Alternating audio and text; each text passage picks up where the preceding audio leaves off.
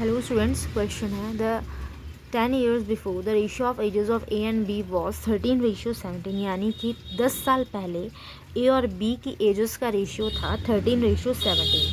After 17 year from now, यानी कि present से 17 ईयर के बाद की बात हो रही है।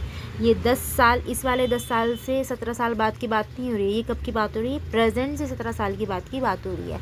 The ratio of the ages will be 10 year 11, यानी कि प्रेजेंट से 17 साल के बाद उनकी एजेस का रेशियो हो जाएगा 10:11। और जो प्रेजेंट एज ऑफ बी की क्वेश्चन में पूछी है, तो मैंने आपको बताया है कि जो भी एगो वाली एज होती है उसको हम पहले लिख देते हैं। तो 10 साल पहले की एज कितनी थी उनकी? 10 साल पहले की एज थी उनकी ए और बी के 13:17 थी। उनकी एजेस का रेशियो जो था ये था। अब ये प्रेजेंट से 10 साल पहले की बात हो रही है।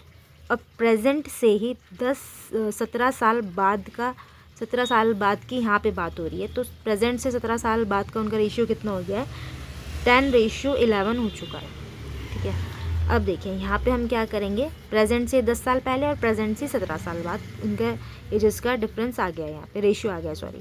उसके बाद हम क्या करेंगे, इनका डिफरेंस निकालेंगे। 17 में से 13 गया, बच गया 4, और 11 में से 10 गया, बच गया 1। अब देखिए यहाँ पे जो ये नंबर आए हैं ये इक्वल तो नहीं आए हैं, बराबर तो नहीं आए, तो इनको हमको क्या करना पड़ेगा, इनको हमको 4 बनाना पड़ेगा। अगर 1 बनाएंगे तो यहाँ पे 4 से डिवाइड करेंगे तो 1 बनेगा, लेकिन यहाँ 4 में करेंगे तो फ्रैक्शन में नंबर आ जाएगा, तो वो आपको थोड़ा सा डिफ़िकल्ट बन जाएगा। इसलिए जो भी बिग नंबर होता है हमको दोनों को उसी में चेंज करना पड़ता है।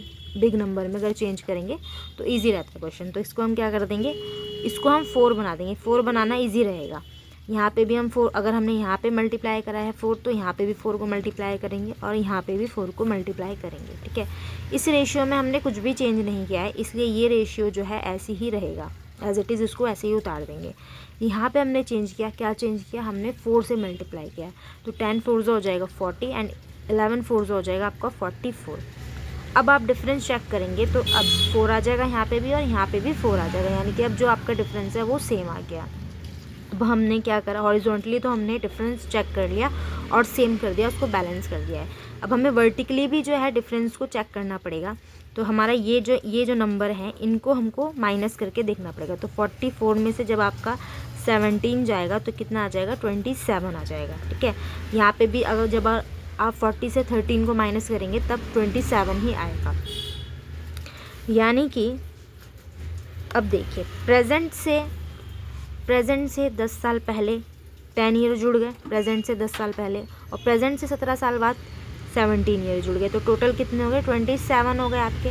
हमारे अकॉर्डिंग टोटल ईयर्स कितने हुए, 27। क्वेश्चन के अकॉर्डिंग भी टोटल ईयर्स कितने हो रहे आ रहे हैं, 27 ही आ रहे हैं। यानी कि 27 की वैल्यू जो है वो 27 ही है। तो यहाँ से 1 की वैल्यू भी 1 ही आ जाएगी। उसके बाद हम क्या करेंगे, हमें निकालना है प्रेजेंट एज ऑफ बी। तो देखिए ये वाला जो रेशियो है, चाहे आप इससे निकाल लीजिए चाहे इससे निकाल लीजिए, ये जो रेशियो आया है आपका, ये 17 साल बाद का रेशियो आया है बी का। ठीक है, और ये 10 साल पहले का रेशियो आया है बी का। तो पहले वाला देख लेते हैं हम। अगर बी जो है वो 10 साल पहले 17 ईयर की थी, तो प्रेजेंट की जब हम बात करें तो वो बी से 10 साल बाद का हो जाएगा, क्योंकि 10 साल पहले की बात हो रही है प्रेजेंट से। तो प्रेजेंट में बी + 10 जुड़ जाएगा ये, तो 17 प्लस जब ये 10 जुड़ जाएगा तो आपको हो जाएगा 27। यानी कि जो बी है उसकी, बी की जो प्रेजेंट एज है वो कितनी हो जाएगी, 27 हो जाएगी। आप 44 से भी निकाल सकते हैं, 44 से आपको माइनस करना पड़ेगा, उसके बाद आप निकाल सकते हैं इसकी बी की एज, और इस तरीके से ए की भी एज निकल सकती है। आई होप आपको ये समझ में आया होगा। अगर वीडियो अच्छी लगी तो प्लीज़ वीडियो को लाइक शेयर और चैनल को सब्सक्राइब कीजिए। Thank you for watching.